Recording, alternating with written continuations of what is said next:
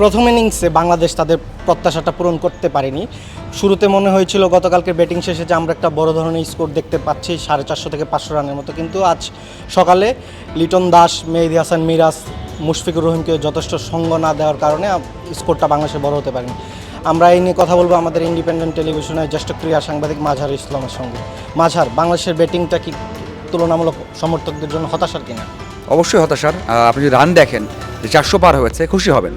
মানে বাংলাদেশের আগের স্কোর বোর্ড যদি দেখেন গেল এক বছরের, সেই তুলনায় অনেক ভালো করেছে।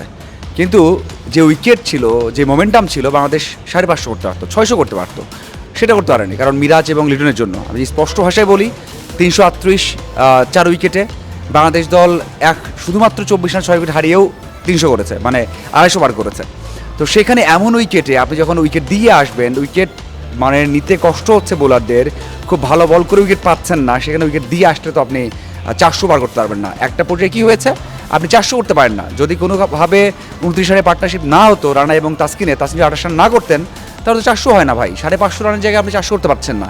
তো এই উইকেটে যখন কথা বলছি তখনও পাকিস্তান 50 পার করে ফেলেছে, মানে 10 ওভারে বিনা উইকেট হারিয়ে, কোনো উইকেট হারায় নাই। তার মানে হচ্ছে আপনি খুবই ভালো উইকেট ছিল, একটা সুযোগ হারিয়েছেন লিটন এবং মিরাজ, সাথে হচ্ছে বাংলাদেশ দলকে একেবারে যেটা দেওয়ার কথা দিতে পারেননি। দেখুন, এখানে অন্য দল হতো, এখানে Pakistan, India, Sri Lanka, Australia, England, south Africa হতো।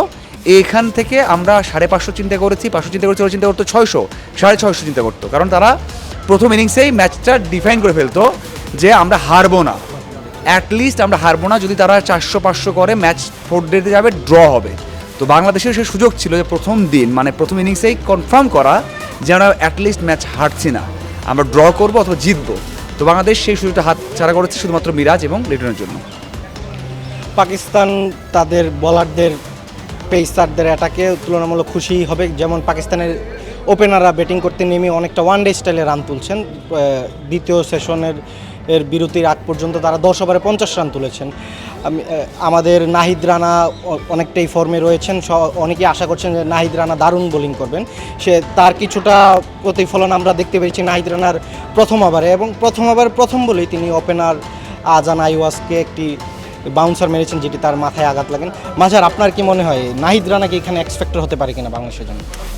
টেস্ট ক্রিকেটে উইকেটটা এক্সপেক্টর সবসময়, মানে খুবই খুবই ইম্পর্টেন্ট উইকেট। সেখানে আমরা দেখেছি যে ভালো বল করছেন, উইকেট পাচ্ছিলেন না শুরুর দিকে।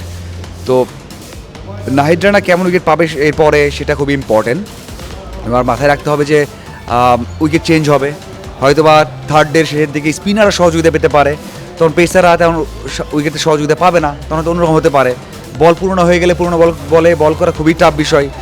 এতদিন রানা বল করেছেন নতুন বলে 20 ওভার্সে, হ্যাঁ পাকিস্তানে সিরিজে ভালো করেছেন, তো সেটা তো অবশ্যই আত্মবিশ্বাস হিসেবে আছে। বাট উইকেটটা ফ্যাক্টর। আমার মনে হয় যে উইকেট কেমন বিহেভ করে তার উপর ডিপেন্ড করবে আসলে রানা, তাসকিন, এবাদত জুয়েল উঠবেন, নাকি সেখানে মিরাজ এবং তাইজুল এক্সপেক্টর হবেন, নাকি এই ইনিংসে কোনো কারণে যদি পাকিস্তান 500 করে ফেলে, তাহলে যে 100 রানে তারা লিড যদি নিয়ে ফেলে 70-75 রানের, তখন তারা বাংলাদেশ সেকেন্ড ইনিংসে কী করে। আবার উইকেট চেঞ্জ হয়ে গেলেও তারা যদি ভালো বল করে, একটু তো অবশ্যই টেনশন আছে, কারণ তারা ভালো শুরু করেছিল আমি যখন কথা বলছি তখন পর্যন্ত।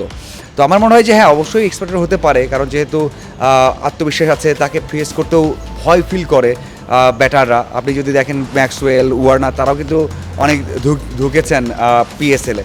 তো সেই দিক থেকে অবশ্যই সেই নামের ভয়টা কাজে লাগবে, কিন্তু আমার মনে হয় যে মোমেন্টামটা ইম্পর্টেন্ট। আপনি তারা যদি ভালো ওদের পার্টনারশিপ পেয়ে যায়, বাংলাদেশ অনেক ব্যাক করে চলে যাবে। এখন দেখার অপেক্ষা আসলে সেই মোমেন্টামটা কারা পায়। দর্শক, এখন তৃতীয় সেশনের খেলা চলছে। দিন শেষে বাংলাদেশ উইকেটের দেখা পাবে কিনা সেটা এখন বড় প্রশ্ন, এবং পাকিস্তান বাংলাদেশের বোলারদের কতটুকু চ্যালেঞ্জ জানাতে পারে সেটিও দেখার বিষয়। ইন্ডিপেন্ডেন্ট ডিজিটালের সঙ্গে থাকার জন্য ধন্যবাদ। আমরা পরবর্তী দিন শেষে আবারও আপনাদের সঙ্গে হাজির হব। ততক্ষণ পর্যন্ত আমাদের সঙ্গে থাকুন।